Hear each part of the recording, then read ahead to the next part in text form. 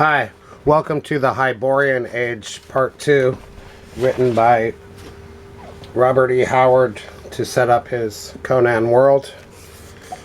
Alright, let's try this. Let's see. They apparently came from a shadowy and nameless continent lying somewhere east of the Lemurian Islands. The Thurian civilization was crumbling. Their armies were composed largely of barbarian mercenaries. Picts, Atlanteans, and Lemurians were their generals, their statesmen, often their kings.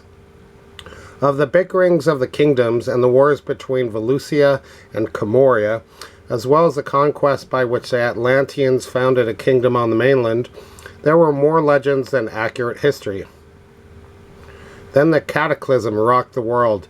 Atlantis and Lemuria sank, and the Pictish islands were heaved up to form the mountain peaks of a new continent.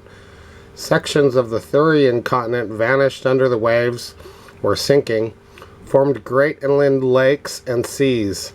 Volcanoes broke forth, and terrific earthquakes shook down the shining cities of the empires. Whole nations were blotted out. I found out yesterday that he came across a book from 1924 called The Problem with Atlantis. And there was also a book about Atlantis in 1896. So Howard read those two books as part of his research for his world. Anyway, continuing on. The barbarians fared a little better than the civilized races. The inhabitants of the Pictish islands were destroyed, but a great colony of them, settled among the mountains of Valusia's southern frontier to serve as a buffer against foreign invasion, was untouched. The continental kingdom of the Atlanteans likewise escaped the common ruin, and to it came thousands of their tribesmen and ships from the sinking land. Many Lemurians escaped to the eastern coast of the Thurian continent, which was comparatively untouched.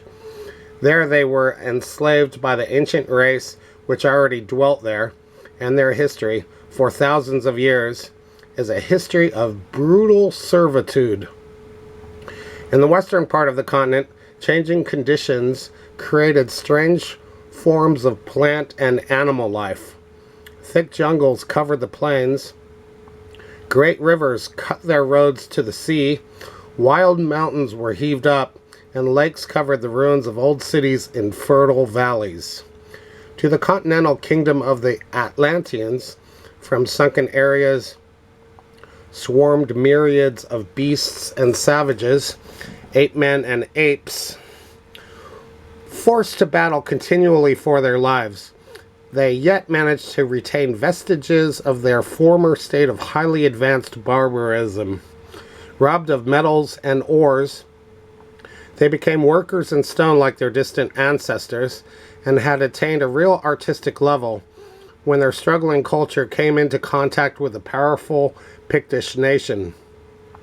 The Picts had also reverted to flint, but had advanced more rapidly in the matter of population and war science. They had none of the Atlanteans' artistic nature. They were a ruder, more practical, more prolific race.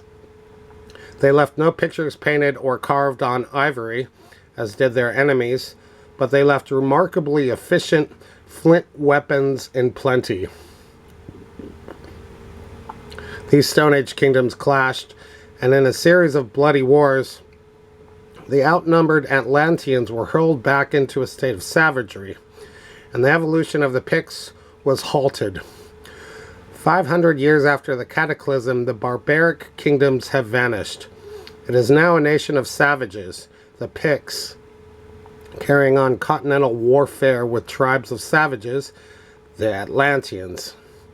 The Picts had the advantage of numbers and unity, whereas the Atlanteans had fallen into loosely knit clans. That was the West of that day. Well, that's enough for today. Thanks for listening. See you next time.